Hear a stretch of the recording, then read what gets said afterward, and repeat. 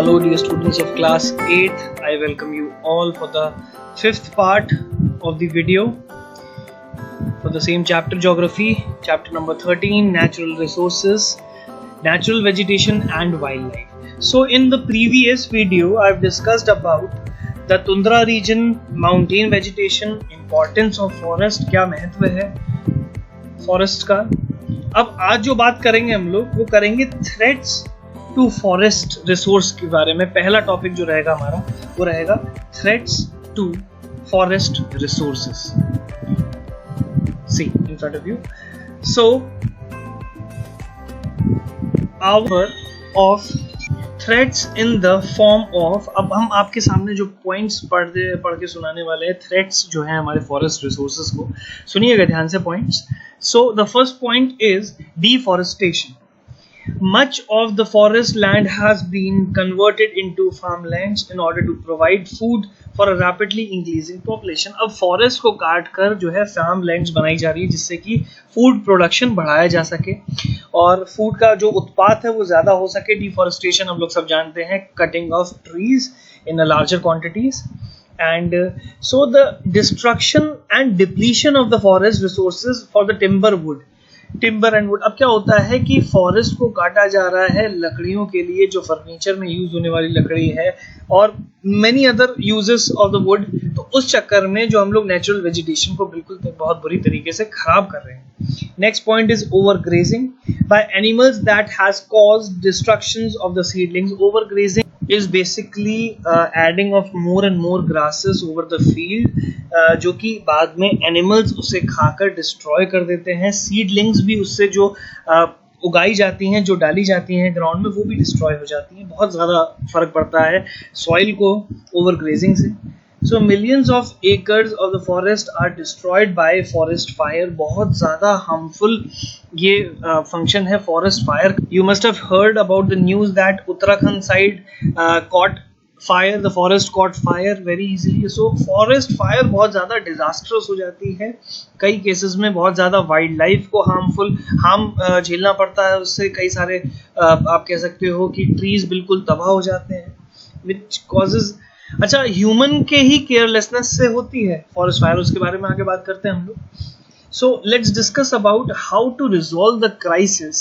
किस तरीके से हम क्राइसिस से ओवरकम कर सकें, क्या हमारे पास ऐसे हथकंडे हैं जो हम लोग यूज कर सकते हैं इस थ्रेट को ओवरकम करने के लिए. So create public awareness through well planned social forestries programmes. Public aware होना बहुत जरूरी है. अगर हमें फॉरेस्ट को बचाना है, पब्लिक को अवेयर करना बहुत ज्यादा जरूरी है. जो डिस्ट्रक्शन करना, देखो लकड़ी बहुत ज्यादा इंपॉर्टेंट है, आई ऑल्सो नो दिस, ठीक है. But if you are cutting the tree, you should have the capability to plant at least 5 trees instead of 1 tree that you cut. तो अगर आप प्रॉपर सीडलिंग प्लांट्स करते जा रहे हो और फिर उसके बाद कटिंग कर रहे हो, then it is okay, right? But if you are only cutting it for your self requirement, this is bad. So the public has to be aware about this. Social forestry programs कई सारे organise होने चाहिए जिसमें भी बच्चे हैं, छोटे बच्चे हैं, उनको भी ज्ञान देना चाहिए. और आप लोग यूथ हो, आप लोगों को पता होना चाहिए इसके बारे में. आप लोग और लोगों को ज्ञान दे सकते हो by the help of posters and chart papers. So take measures to reduce the number of forest fires. Burned over areas should be replanted as soon as possible, and people must become more vigilant. So this I told you, people should be aware and they should plant more and more trees. So undertake afforestation and reforestation program. We need to replant vast acres of the land with the forest wherever cutting is required. As I told you कि अगर आप deforestation में हाथ बटा रहे हो तो आपको एफॉरेस्टेशन में भी हाथ बटाना आपका मैंडेटरी हो गया, इंपॉर्टेंट हो गया, नेसेसिटी हो गई उसकी. Okay, so demarcate reserved and protected forest where no encroachment is allowed. कोई भी बाहर की जो सर्विसेज हैं, जो भी आप हंटिंग प्रोग्राम्स है, ये सब बिल्कुल खत्म हो जाना चाहिए, अबॉलिश हो जाने चाहिए. और बाहर से फॉरेन इंक्रोचमेंट नहीं होनी चाहिए. यू कैन से कोई भी संदिग्ध आदमी या फिर कोई भी ऐसा नॉन ऑर्गेनाइज्ड पर्सन कोई भी आकर फॉरेस्ट में काटना पेड़ नहीं शुरू हो सकता है. So this is the rule, this should be the rule. So moving on to the next topic, which is need for conservation of wildlife. Conservation मतलब वाइल्ड लाइफ को बचाना क्यों जरूरी है, इसके बारे में डिस्कशन करते हैं. In nature there exist a delicate balance between the plants and wildlife. We know this. एक बैलेंस है प्लांट्स और वाइल्ड लाइफ के बीच में.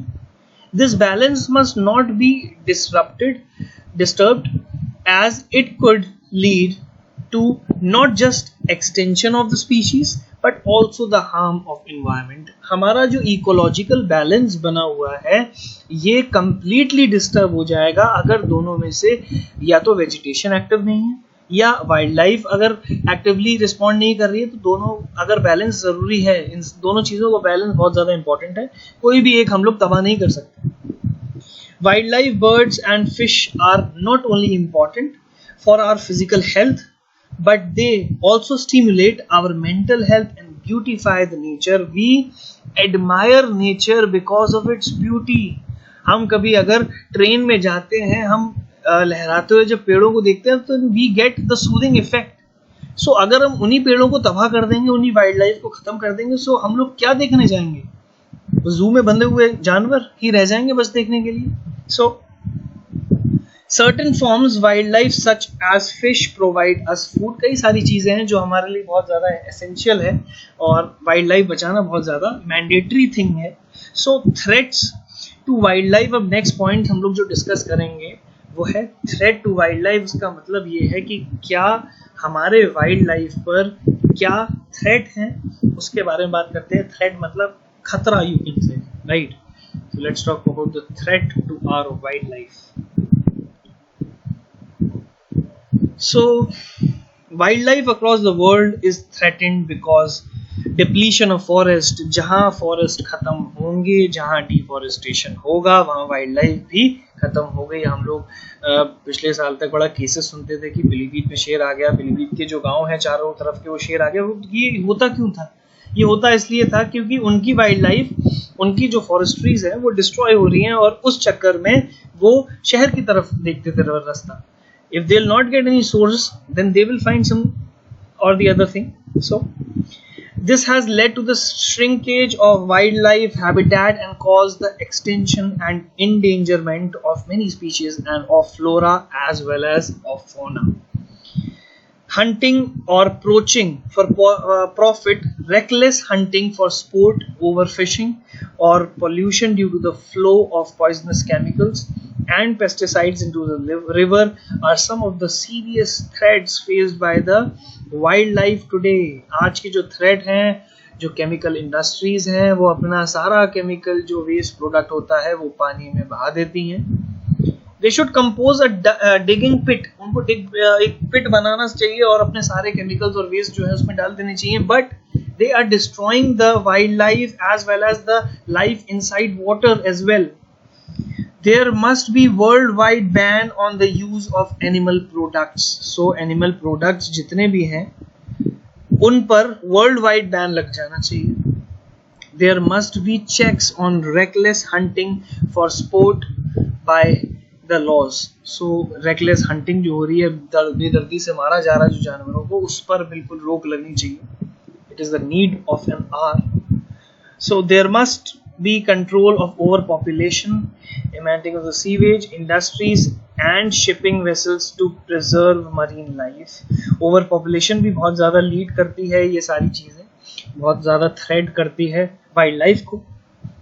Actively working with governments the world over to formulate laws and regulations to protect wildlife. So कई सारे ऐसे leaders हैं, उन्होंने डिस्कशन किए हैं, बट ये कभी मुद्दे सामने आते ही नहीं है कि किस तरीके से वाइल्ड लाइफ को बचाया जाए, क्या ऐसे स्टेप्स लिए जाएं जिससे कि वाइल्ड लाइफ को बचाया जाए, क्या ऐसे मेथड्स होने चाहिए जिसमें वाइल्ड लाइफ कंजर्व हो.